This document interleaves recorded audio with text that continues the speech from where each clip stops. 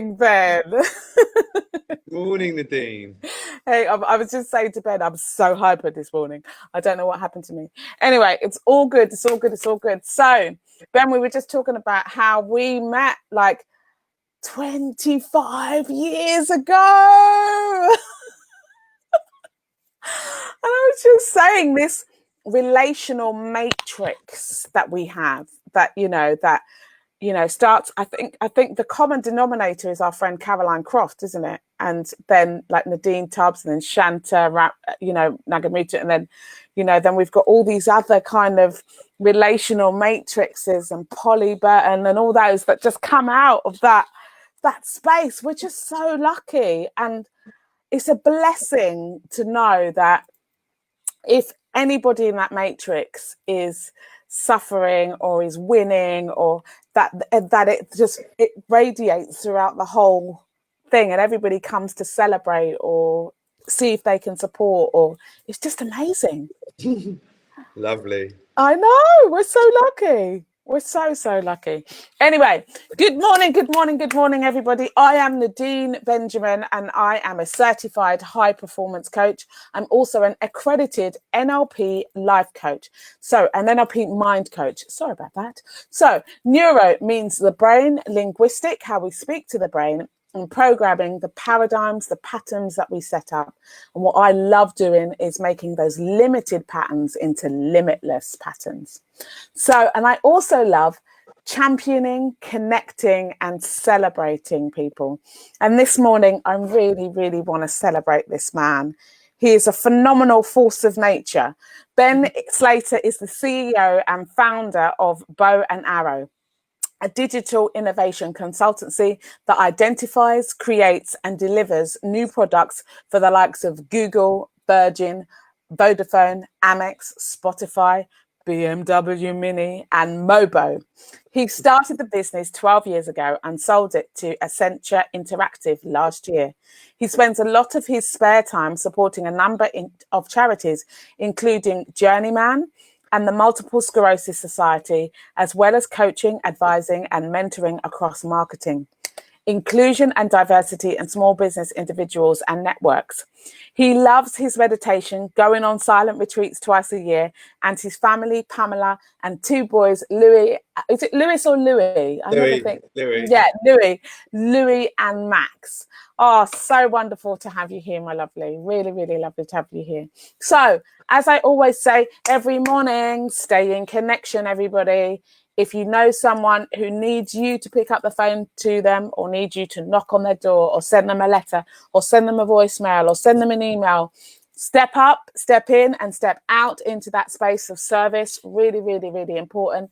And if you need connection and you know that, you know what, I've been sitting on this for a long time and I keep promising myself that I'm going to do it, get it done today. Today's the day.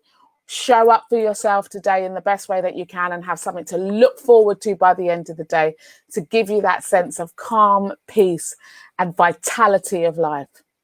Okay, so let's join Ben. Oh, the last thing, as I normally say, Ben and I are not psychiatrists or medical practitioners. So remember that, if you need that kind of service, please go and get in contact with your counsellor, your coach, whoever you need to get in contact in medical terms to make sure that your mind is on fire, because your mind matters.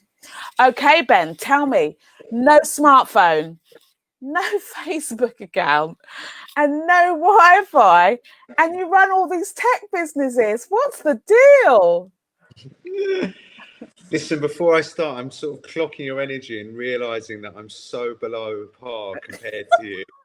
And I was thinking maybe we could do 1 minute's exercise before we stuck in. So if you stand up, are you standing up, Nadine? No, I'm not standing up. I will stand up now. So stretch up. I'll walk you through this. So stretch up both arms as high as you can. Everyone should do this. Everyone should get up. It's only going to be a minute, and you'll thank me for it. And it might help raise my energy level to a quarter of Nadine. So if you lift out your left hand really high and push down with your left heel, and then lean over to the side. So you're stretching from your wrist all the way down your arm, down the side of your body, and into your heel, left heel. I love the old lady noises, Nadine. Like, Dean's cracking away. Oh, it's And nice. then we're going to do the other side. So lift up your right hand. Oh, got to pull my trousers up. Yeah. Maybe a bit too much information. And then put it down with your right heel and lift up with your right wrist. Yeah. And then you're going to look up at both hands and imagine pushing the ceiling away with your wrists. And both heels into the ground. And open up the front of your belly. There we go. And the front of your chest. And then look forwards. And on the count of 3, we're going to drop our arms dead weight beside us. 1, 2, 3. Okay, and then before you sit down, up and down on your heels. So keep your toes on the floor, but then lift each heel alternately. There we go. One knee forwards, one back. And just allow everything to loosen. Your shoulders, your arms. Shake out your hands, your wrists. And then just a little side shimmy. Get the belly nice and open. Tap your left foot on the floor. Lift it up and down. Just tap it. And then the right foot. And then stand. Take a big breath up to your chest, not to your head. And then push it down all the way through your body to your feet. Up and down. Up and down. Love that, Ben. Absolutely love that. That's so cool. I do. I feel more open, especially in the sides of my ribs and stuff. That was wicked. Very good. Well, you can use that, Nadine. Thank you. I will be using it, and so will everybody else. Nads is here. Hello. This is the other side of the Nadine world. Nadine Tubbs, one of my besties. And Nadine is saying, how's it going? Jenny Ella Cook is saying, fantastic. So Jenny loved that one. Nice one, Ben. Very good. Well, listen, you asked me a question, so I'll start with the answer to that, which is I don't have a smartphone. I haven't had one in 4 years. We don't have Wi-Fi at home. I've never signed up to Facebook or Instagram or Twitter or any of those things. No iPads. But I don't want to give the impression I'm a complete hippie. I do have a computer, which is plugged into the internet through a wire, and I'm on email regularly. But I did have a smartphone 4 years ago, and I found myself using it all the time. And the kids were saying, you're always on your phone, and I was. And this was prior to everyone talking about the addictive nature of mobile phones and social media and the dopamine hit and everything around that. So I knew it was happening, and I didn't feel in control, and I just thought I'll get rid of it. And it was quite hard. I'm not going to lie. I found living in London at the time, I was living in London. I now live in Gloucestershire, but I had no Uber, no maps, no photos, no email when I needed it. And it was definitely a transition. And I thought I'd seen the light, and I went to the office and I said, right, I'm going to buy everyone. I have a Nokia. I have a terrible Nokia. But the battery lasts for a good 3 or 4 days, which is awesome. And I walked into the office and said, look, if anyone wants one of these for Christmas, I will buy you one. And a few people came up and said, I'm quite interested in trying it. I'm not loving my smartphone, and no one did it. So, but occasionally I see people now who are starting to opt out and downgrade their phones. And the Wi-Fi at home, I don't want to scaremonger, but I've read a lot about electromagnetic frequency and the idea that it's not good for the nervous system. And we're living in quite a hyper state anyway. Well, I am often. And to have something which could possibly accelerate that is not a good thing. And I can't tell people to get rid of their Wi-Fi. I can't. I've tried with my mum and my twin brother and my sister, and I've been laughed out of the room. But I can tell people to turn it off.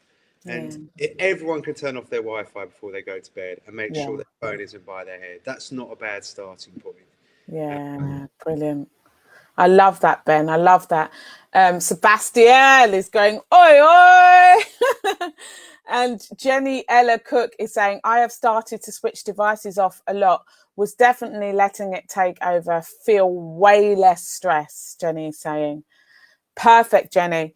Now, how does that... Okay, so I'm going to have to ask that question, because there's going to be lots of people thinking, well, if you don't have all these things, like how can you run a business? How does that work? I mean, you know, I would be lying if I didn't say I have an amazing assistant who is incredible. And she helps with looking at my email if I'm out and about and checking if there's anything really important. But you know what, honestly, and look, she goes on holiday and there's times when she's not around, and I manage perfectly fine. Everything can be done through a phone call or a text message.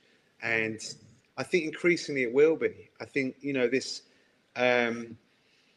digital incarceration we've been in for 9 months, that's going to start stinging, and people are going to look for an alternative. And picking up the phone or going for a walk or sending a text message instead of sitting in front of a computer or doing something where you're absorbed into the screen is going to be the answer. Yeah, absolutely. I mean, I'm always a big fan of that, Ben, because I'm severely dyspraxic. So, you know, like when people send me loads of emails, they'll be lucky sometimes if it's seen within a month, you know. But if you send me a WhatsApp or if you phone me, I'll deal with it immediately. So that is the better way to contact me anyway. I used to be really into letters, and I still write letters and cards regularly. Yeah. Occasionally someone's done an anniversary in the business, or a friend's going through something. And someone said to me ages ago, the quickest way to get someone's attention is to send them a letter, even though it takes a few days. But it's such a personal thing to land into your hand and to feel it versus the digital connection. And letters and, like you say, phone calls are the future. Yeah, absolutely. So Anthea Parishchak is saying there is also the pressure to have smart meters, which we have resisted so far. Well done, Anthea. Good. Yeah, and Steph Kittle is going, right answer. That's my assistant. So she's watching and is rightfully being bigged up because she's incredible. Steph. So you are a man of meditation. Like, you're always seeking that space of solitude to, I don't know what I would call recharge. I don't know what you'd call it. You can tell us now, but tell us about that kind of journey into meditation and stuff. Yeah. Okay. I mean, I wish I could say I fell into got into meditation in a really clever, smart way, but I didn't. You know, I totally fell into it. I had a very sad incident, which was a lady who worked at Bow&Arrow passed away very young. She was very ill, and I got to know her pretty well, and I got to know her fiance, and I used to go and visit them regularly in hospital. And after she passed away, he went and did a meditation retreat. And he was going through hell, but then he did this retreat, and it was a week, and I met up with him afterwards, and I saw him, and I saw something enormous had shifted. And he sold it into me, and the way he sold it into me is he said, look, you go to this place in Wales, you hand in your mobile phone. This is when I probably had a smartphone. It's about 10 years ago or whatever it was. And you don't talk to anyone. There's no talking. There's no reading. There's no writing. There's no music. You just sit in this room, and this guy's going to teach you to clear your head. And by the way, the food's really good, and the countryside, stunning where it is. Thought, wow, this is a dream. I just had my second kid. I was a year and a half into setting up my company, and I was going through it. I was a train wreck, and I was using myself in every which way possible to get through it with anything I could get my hands on. And this idea of getting away and getting off the grid and chilling out and getting the noise to slow down sounded magic. So anyway, so I show up at this place in Wales, drive down there in a pair of jeans and like a shirt, and I walk into this room, and everyone is there was about 30 people, and everyone was in, you know, baggy sort of India traveling type clothes, and everyone had their own kit. And I went, and they put me in this room, and I was sharing a room with 5 people, which I hadn't realized. and the wheels came off. You know, I literally fell to pieces, and I did not. And the second day, I'd concocted this story, which I was going to tell them about how I needed to get my phone back because I was on medication. I wasn't, and I was going to get my phone back and book a B&B or something and go and hang out on my own for the next 6 days. Yeah. I told the guy, and he said, "Look, you want to go, don't you?" And I said, "Yeah." And he said, "Look, you got to stick this one out. You really need it." And I did, and I stayed, and I didn't sleep for 3 nights, and I was crying all the time, and it was an enormous release. And I hated it. I hated him. I hated the idea of it. I hated all the people there. And I realized now I was just projecting the hell onto everyone. And I stuck with it, and I got out of there because it felt like an escape, and went home and sort of spent the next 4 or 5 days trying to piece myself back together and get back to work. And then about 6 months later, I thought, right, I'll go and try it again. But I went for a weekend. He does his weekends. The teacher's called Bergs. He's phenomenal. And I went and did his weekend in Sussex. And the weekend was, I just sort of realized, particularly the weekend, even more than the week, that I was just a mess. And I thought, how have I got into such a messy situation? And I said to him at the end, "Look, I think I probably need to come and do one of those weeks again." And he looked at me and went, "Oh, God," because he knew I was just such a disaster. And I was sort of walking the halls through the night, every night, and just flipping out. Anyway, so I went and did the second week, and I got into it in the second week, and I got into him, and I got into the whole premise of it. And I felt amazing at the end. And I knew that was kind of false, and that wasn't going to be how I felt when I came home to 2 small kids and a little business.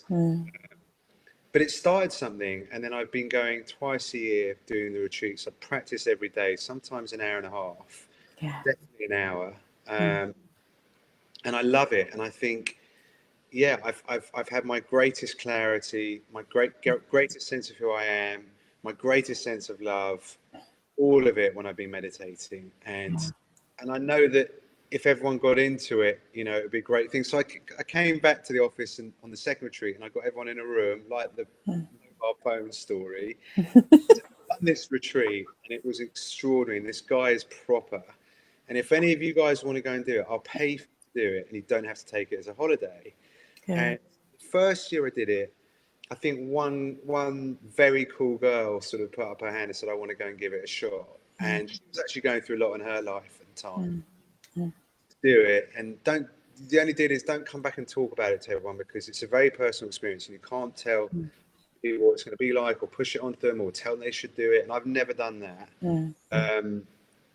But she did it, and she came back, and then I think another guy went. Anyway, lo and behold, about 40 people have done it now through work, which is amazing. And there's 25 or 6 or 7-year-olds going to have their first deep spiritual experience. And I almost feel like it's the thing I'm most proud of. Like, you know, when it's all said and done, and you know, I'm an old man, and people are talking about what Bow&Arrow achieved. I think that will probably be the thing I'll be most proud of, because I know the work's great, and the clients are great, and the team are great, and Accenture's great. But to be able to do that's been a real, an awesome thing. Ben, I just love this wealth of leadership that you've shown straight away in terms of your spirituality, that, you know, you go and do these things and you have these great visions, and then you want to share it, but you make space for people to have access to it. I mean, what leadership. That is amazing to hear. And I really thank you for saying, you know, that you were there and you cried for 3 days. It's really difficult for men to kind of, you know, have that thing where to have permission to cry, and the fact that you can just say that. And it's so beautiful watching a man cry, because you know that he's, for me anyway, in my opinion, you know, you see that he has all of his feelings. And I think that's a sign of great strength when you can allow all of your feelings as a masculine force, you know. Well, look, there's 2 things I can say to that, Nadine. First, I didn't cry for 3 days. I cried for 7, and probably a good bit after it as well. Secondly, I don't think I was very good at crying before it, and it was definitely a block. Actually, my father had passed away a few years before I found the retreat process, and I don't think I'd really grieved that until I went on retreat, and I couldn't get away from it. The first time I broke down in tears on the retreat, I didn't know if it was going to stop, and it was kind of like scary. It was deep in my diaphragm, and sort of, like I felt like I was hyperventilating and dry heaving, and there was no tears coming out, and I was just freaking out, going, shit, have I gone mad? Is this going to be me for the rest of my life, walking around making weird noises? And then I totally hear you on the men crying thing, and I've got more work to do on it, but I'm involved in a local charity near where I live that mentors teenage boys who don't have father figures, who are from single parent families and need help on that very difficult male journey of 13 to 18, where you find yourself and you find out how to split from your mum and how to know who you are and know your values and deal with anger and deal with your emotions and all this stuff. And some of the guys running that program, I watch them tell stories, and I just see them suddenly crying as they're telling stories and not making a thing of it, and then just sort of carrying on, and think to be at that point where your emotions run through you and you're not thinking, what's everyone else thinking, or I better stop, or I better say something about it, or I better have a moment, and just being with it, it's magic. And I feel very inspired by it too. So I relate to what you're saying. That's amazing. What's the name of the organisation, just in case anybody wants to access it? It's called Journeyman, and it's incredible. It's been the best experience of my recent year, and it's from an American program called Boys to Men. Oh, yes, I know. An American program called Mankind Project, which is about men really understanding themselves. It's an amazing weekend. They do run the Mankind Project in the UK. They've started doing it in prisons. Oh, wow. There's a documentary called The Work, and it's in Folsom Prison, which is where Johnny Cash played. It's a hardcore prison in LA. I mean, the people in that prison have done the most unspeakable crimes you can think of. They're in for life, and they are gangsters and hoods, and they've really done some things in their life. Anyway, they took the Mankind Project work into the prison, and they started doing it with people who had a chance of parole. And everyone they took, I mean, it's extraordinary. You should watch this film. It's one of the most incredible films I've ever seen. Everyone who did the program, something like 75% of them didn't reoffend again, because they managed to release what was in them, and there was group work to really play out the thing that was just underneath all of the anger and the hate and the violence. And so it's come from there all the way to this little local charity in Stroud and Bristol. Oh, I love it. I love that. I love that. I love that. It's Giving Week this week, everybody. So if you want to contribute to that charity in any way, please, please, please reach out to Journeyman. That would be amazing. In little old Sussex, where I am. So Jenny Ella Cook is saying, I fear people will forget how to use a pen and a paper. Anthea Parishtak is saying, always send cards and love receiving them. It shows more thought and care. Amen to that. Jenny Ella Cook is saying, love this. Nadine Tubbs is saying, love seeing the revolution of Ben. I love it. Yes. And Jenny Ella Cook is absolutely inspiring. Thank you. Anthea Parishtak is saying, how marvelous. And one day I hope this will be standard practice in the future. And I think she's referring to the retreats. And Jelly Ella Cook is saying, I love crying, such a release. Yes, yes, yes. So you've got this subject, for the love of coaching. Tell us about For the Love of Coaching, Ben. You're such a wonder. I love, what I'm loving about you right now is this level of relaxed authenticity. It's just, this is who I am. This is where I'm at. And I'm just willing to share. I love your vibrancy. It's so connective. I can feel it, so thank you for just, being here and honoring us with your wonderful wisdom and light and care. It's a joy to listen to you. I've always been like that. No, I haven't, obviously. I mean, this is the point of the coaching thing. I mean, I was, like I said, I was a complete mess. And I think the thing that's changed my life so much has been coaching. And I got very lucky. I've had a series of coaches, and I should probably tell you about them because they've all played very different roles in me. But the pre-coaching or pre-meditation version of myself to the post, and I'm still very much a work in progress. We all are, Ben. We all are. Is down to having had some incredible people coach me, and the luck of the draw on that, which was I took a big job in the US in New York about 14 years ago. And I went over there and I was running an advertising agency. My boss was due to go on a mini MBA business program with London Business School. And he couldn't go. He had a family situation. And he said, why don't you go? And I'd only just joined the company. I think I'd only been in the company for 4 months. And it was a program for like 20 people from all their different offices around the world, all the CEOs and MDs. And I was nowhere near that level. Being brought in to be trained by this professor from London Business School on hardcore business practices, but also the soft, intangible leadership skills.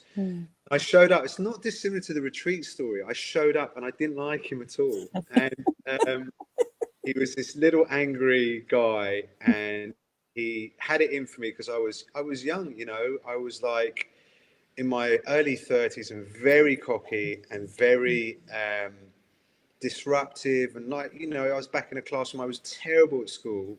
I got kicked out of every school I went to from the age of 5 because I couldn't behave in a classroom, and I still can't to some degree. I still want to be naughty if I'm put into a classroom situation.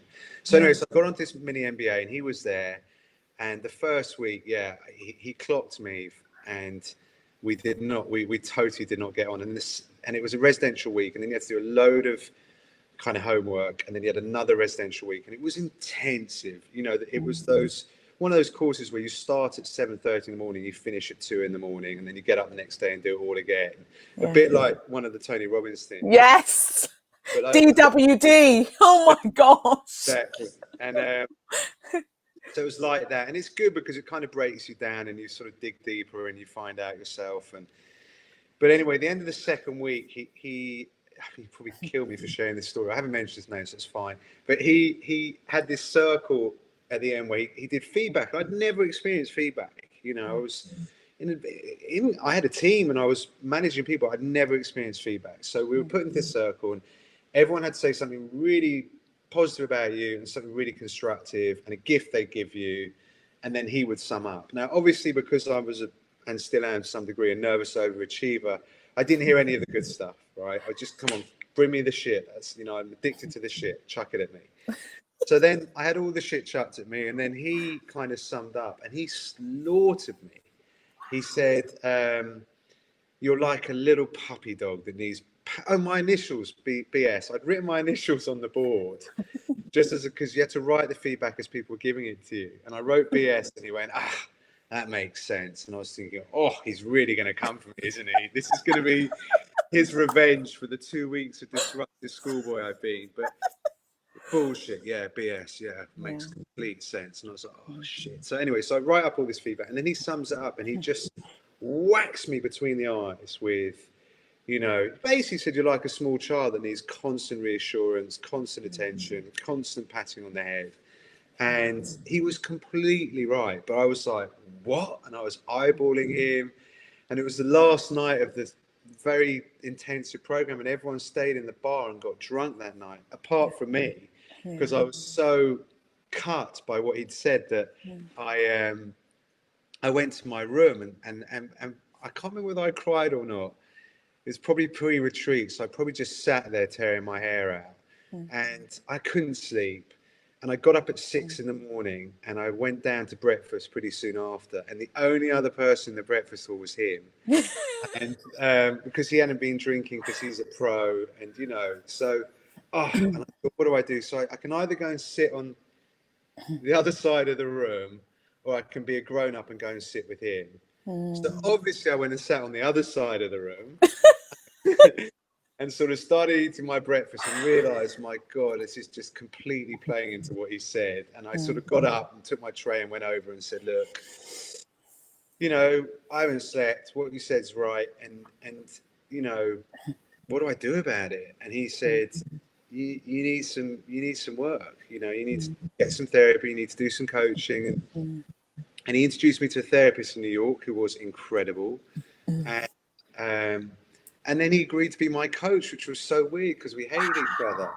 And he's a bona fide coach. He coaches top law firms, private equity businesses, governments. I mean, he earns something insane like, you know, £8,000 a day when he's doing a day session, or £1,500 an hour. I mean, he's like, but he agreed to start coaching me. I have no idea why.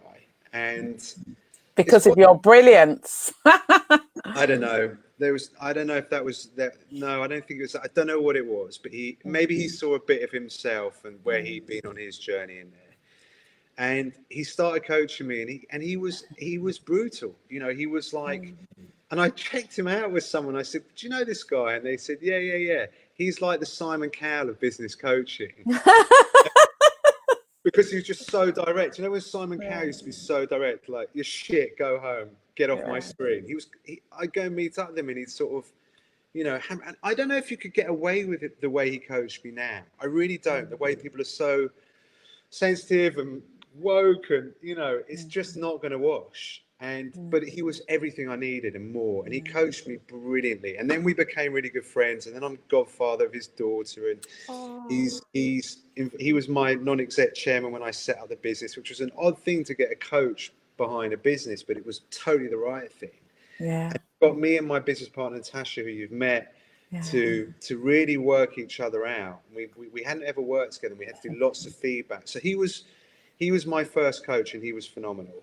And and he kind of like, if the coach role in him was to hold up a mirror with no separation from what was really going on with me, he nailed that. And it was brutal, and it was horrible, and I didn't look forward to it, but it was everything I needed and more. And we still speak so much. He's moved to the US, but I've got so much love for him. Anyway, then I went on to another bit of serendipity. So I found him by complete serendipity. I wasn't meant to be on that course. I was on that course. We hated each other. We fell in love. We made children. And then another thing happened, which was I came back to the UK, and I was setting up Bow&Arrow. And there was this guy. I mean, I actually met you in a nightclub, Nadine. So maybe this is where it all happens. And it was a jungle rave when we were younger. And Hey, whoa! a way of life at the Paradise Club. Yeah. And I met Rob, I met this guy Rob when I was about 15, and raving, and we were at the old Colgate factory in Dalston. And we weren't in good shape. I mean, if I showed a picture of myself now in that club to my kids, they would cry. And it was, you know, it was a big night, and I saw this guy, and he was up in the DJ box trying to fix the DJ speaker or microphone, and he was off his head. And there was something about him, I just thought I better say hi, because I just liked the look of him. He was so crazy. And I went over and said hi, and we became mates, and we were mates for many, many years. And then he I mean, to be brutally honest, he got massively into drugs, and without any control, and he started pissing everyone off who was around him. He became really antagonistic and really difficult, as you do. And shame on me, because I didn't really know what was going on for him deep down underneath it. I didn't know he was medicated. I didn't know he was in such a bad way. But I kind of, like most of the people who knew him at the time, resisted him and almost sort of lost touch with him. And then one of our really good friends got married in Colombia, and we all went to the wedding, and Rob stayed out there and didn't even come back. And he sold his flat in London while he was in Colombia, and he basically put the flat up his nose, and he got very ill. And then the guy who lives in Colombia is still one of my best friends. His younger brother passed away in a car accident. We had to go to the funeral, and Rob came back, and a bunch of us said, you know, look, you're in terrible nick. I mean, he looked like he was on his last legs. And persuaded him, one of my really close friends, Ollie, persuaded him to go to rehab in South Africa. And Rob went to rehab and did the program and nailed it, which is very rare. You know, when you go to that place and they sit you down on day one and they say there's 30 or 40 of you in the room, within a month, 35 of you will be using again. Yeah. Within 6 months, 38 of you will be. Within a year, 1 or 2 of you you'd be dead. You know, and like it's a one in. I know. I'm one of those people, Ben. 20 Well, years ago, I am one of yeah, those people. I was in a treatment centre and had exactly that same thing said to me for alcoholism. And I have to say, I think I am the only one left standing. yeah. Well, there you go. And it's Yeah. amazing. Credit to you, and I have so much respect. Well done. Yeah. And Rob was that guy. And Rob then became Mm.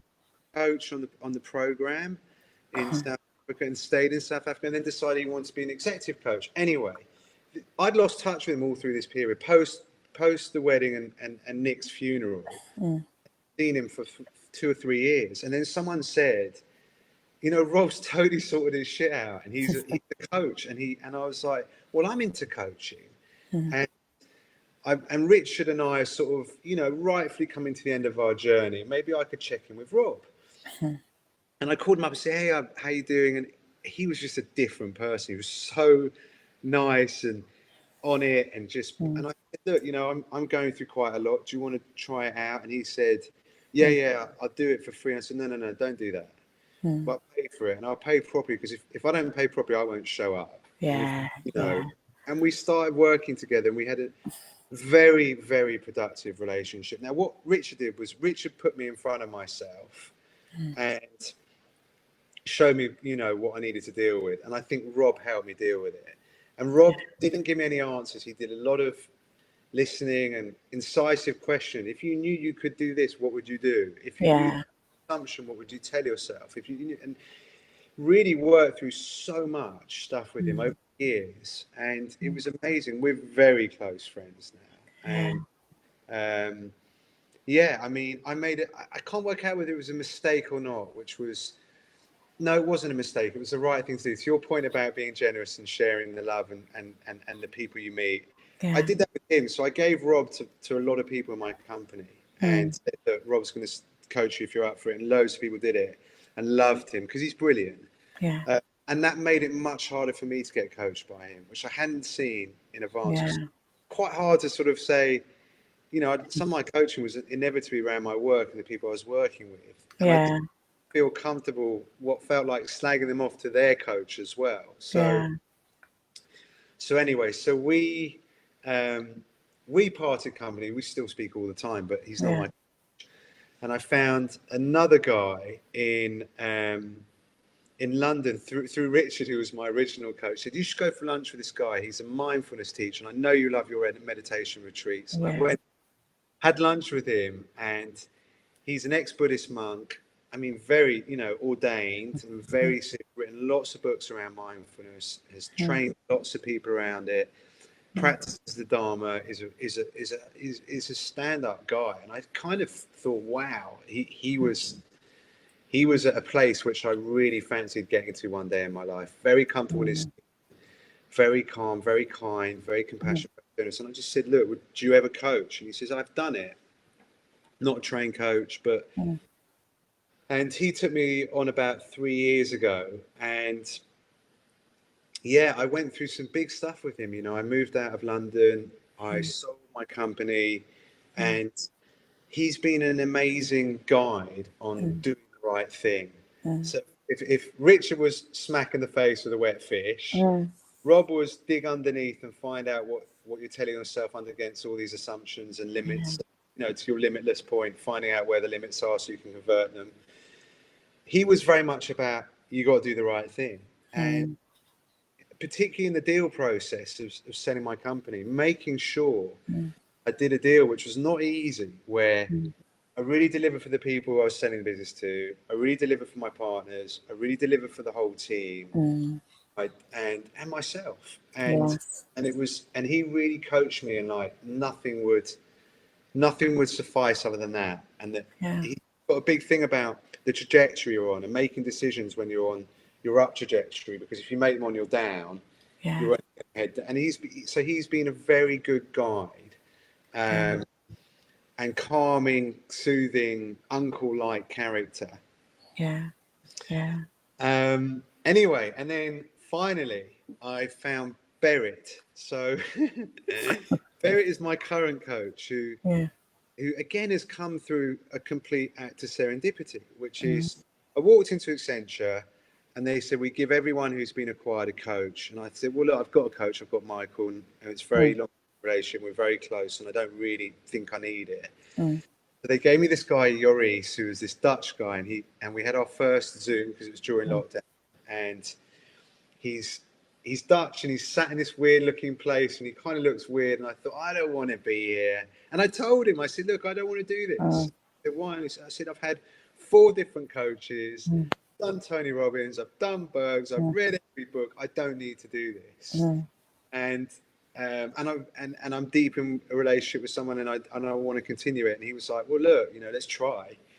And he was awesome. He was so cool, and he had such a good take on where I was at and what I was resisting, and where my options were and what my limits were, and all that good stuff. And anyway, I only had 2 sessions with him. On the second session, he said, look, I've got to tell you something before we start this session. I'm leaving.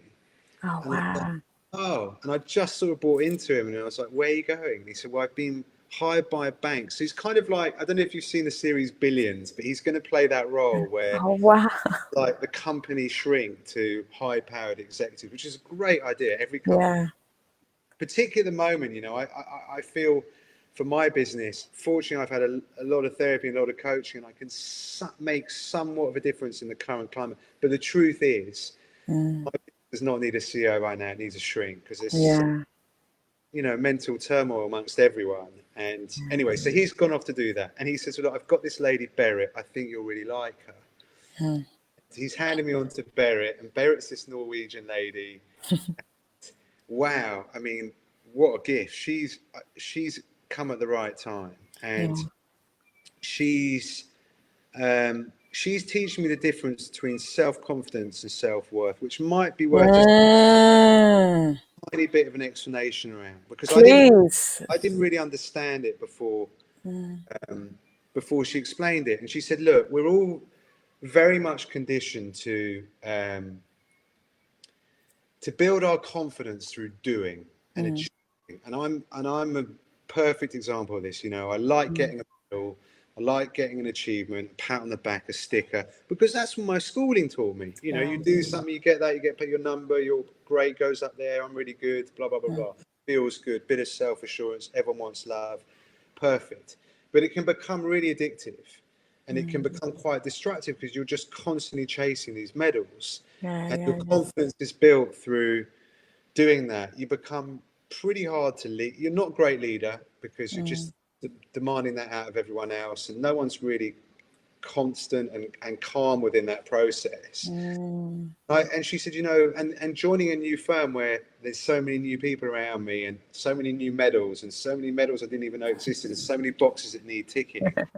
I found myself and my 2 partners going into that process, and we are nervous overachievers by nature, of just chasing all these things that we need to do and tick off, and then we're achieving, and then we're good, and then we can sleep at night. And it's been actually not very healthy, and we were all burning out.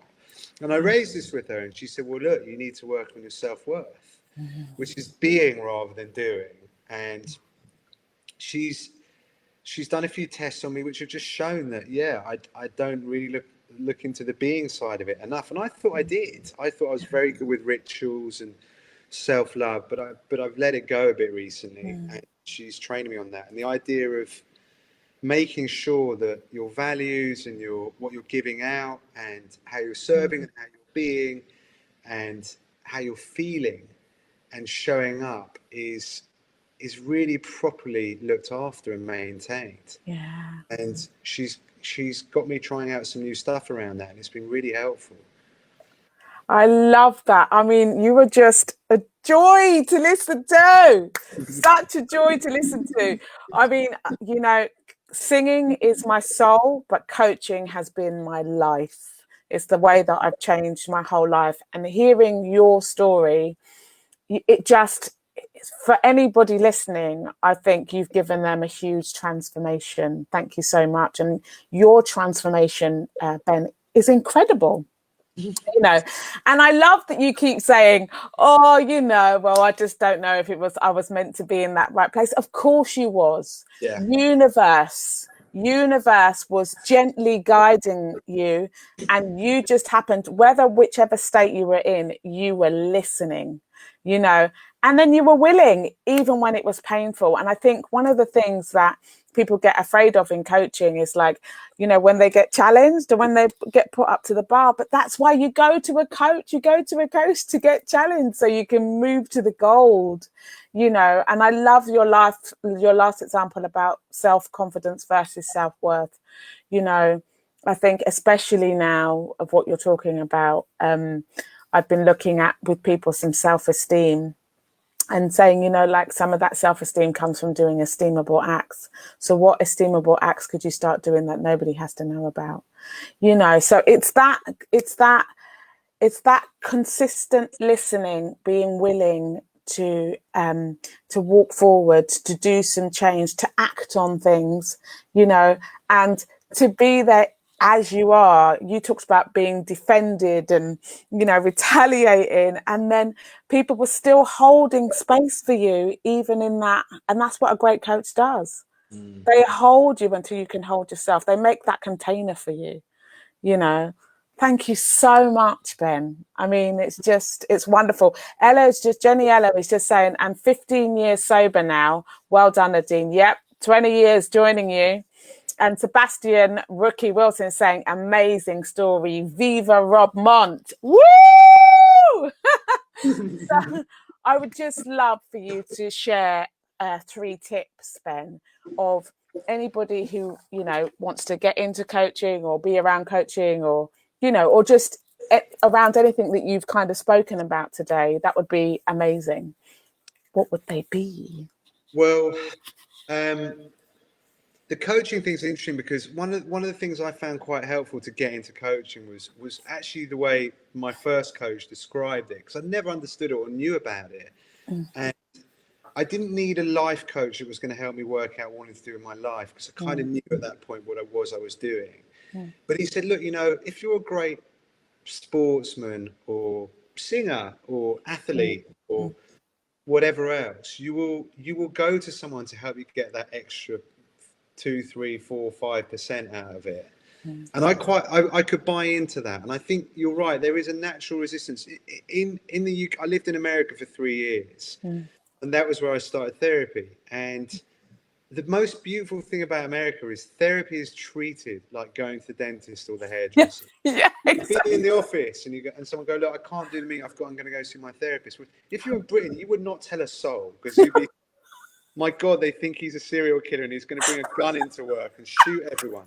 And actually, it was an amazing thing to go somewhere where opening up and talking about feelings and doing it professionally and having it paid through for your medical care was just the biggest gift ever. So I think getting into it and getting over the assumptions of it's for nuts or it's you know it's not for me was a big thing for me about getting into coaching, I think.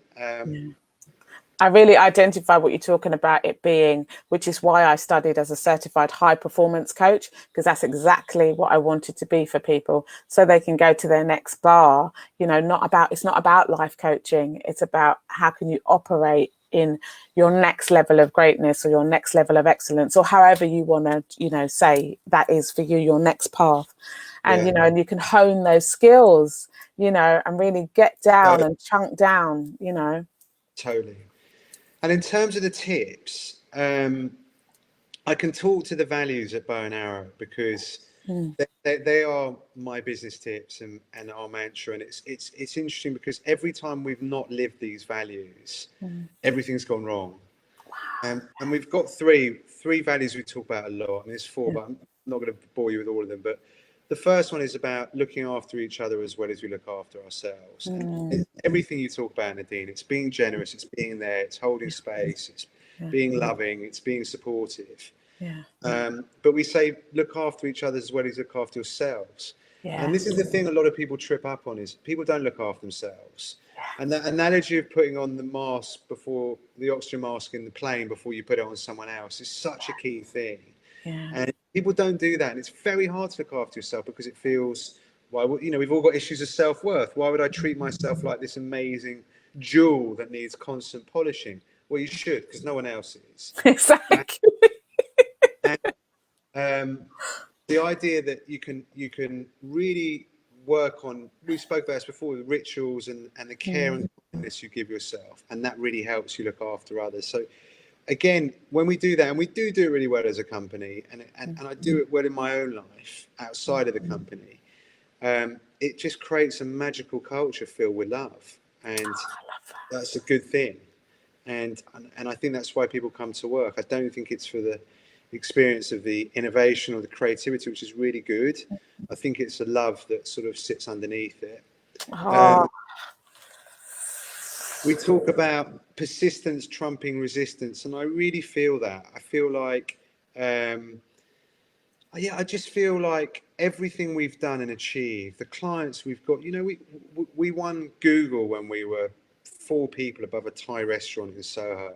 Wow. We had a really senior guy come over from Mountain View and come into our office, which smelled of Thai food and looked like shit and had like mouse traps in the loos. And I know that we got that because we just weren't going to let ourselves not get it. You know, we met someone from Google. We said, you've got to come in. You know, we went to her every week, and eventually she cracked.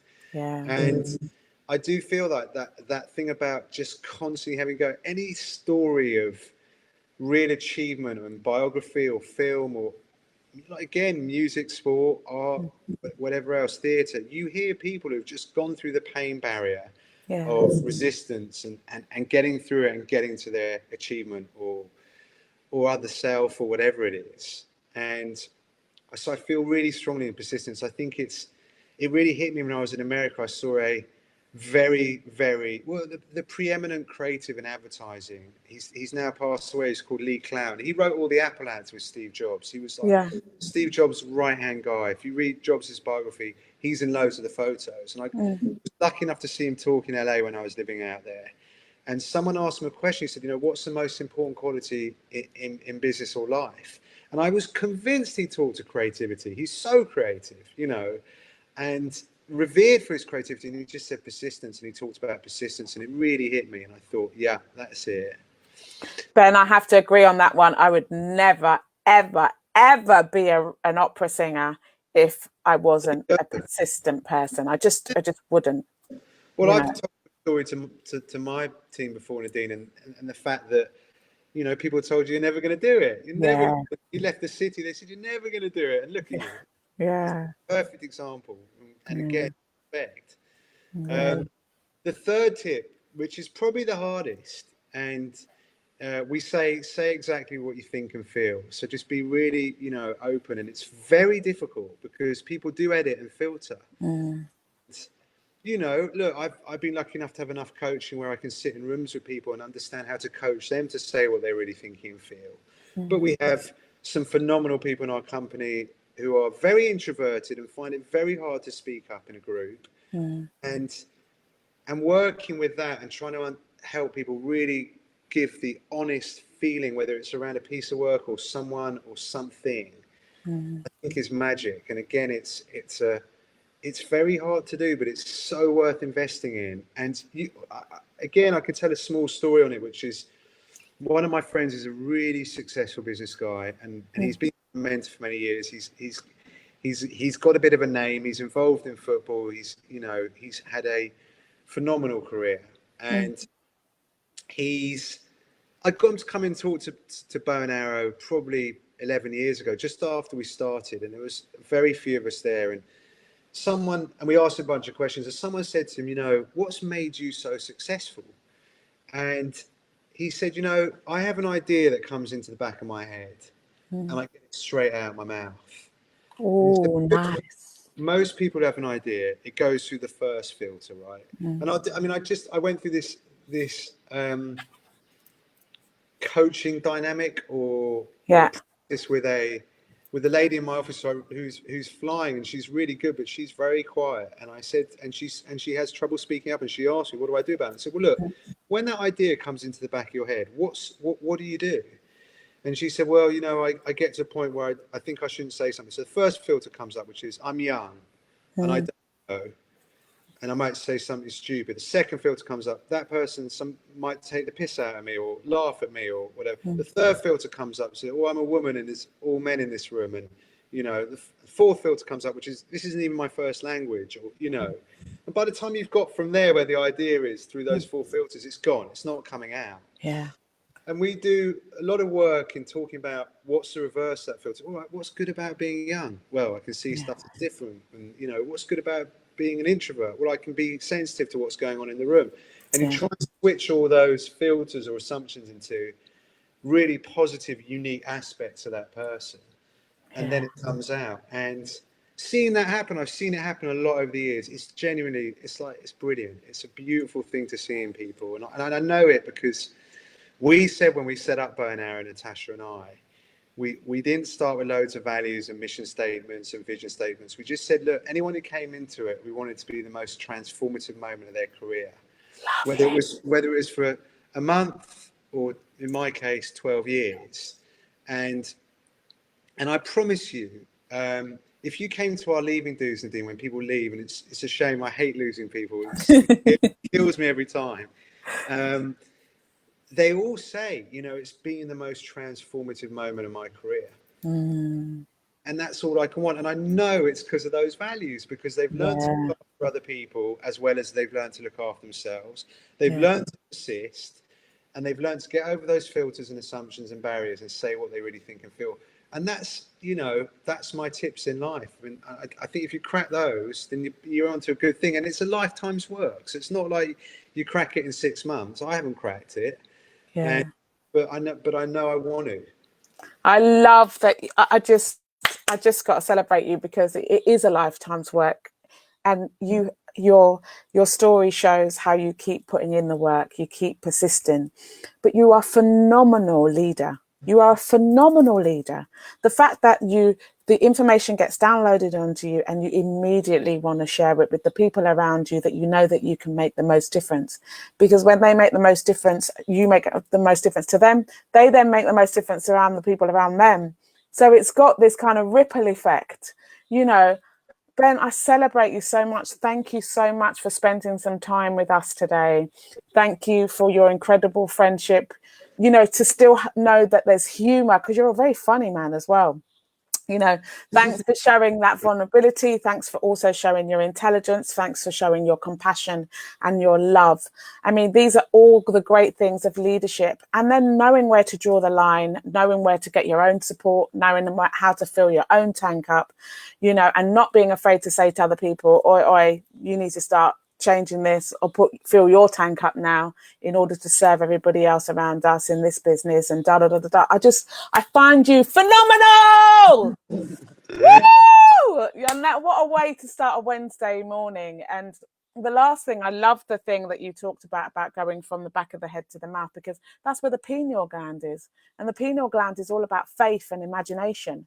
And then when it comes out of here, that's your divine power, you know, out of here, and it goes all the way down your arm and out of your hands. You know, that center is your divine power. So thank you so much. Antheus Parishtak is saying she's going to polish myself off now. Jenny is saying thank you for this. This has been very beautiful and inspiring. Tomorrow we will have Bill Banks-Jones, founder and creator of Tete a Tete Festival. He'll be on with us tomorrow. Ben, I don't know. I've just got no words. You just blew us away. You just absolutely blew us away. And your heart is full of love and golden light, and you are radiating this light. And thank you so much for filling up the world with so much creativity and so much dynamism. I think I've just said that right, but I don't think I have. But that's okay. I'm willing to get it wrong. So I'm sending you love. Take care, everybody. Thank you so much for joining us, and we will see you tomorrow. Bye-bye. Bye.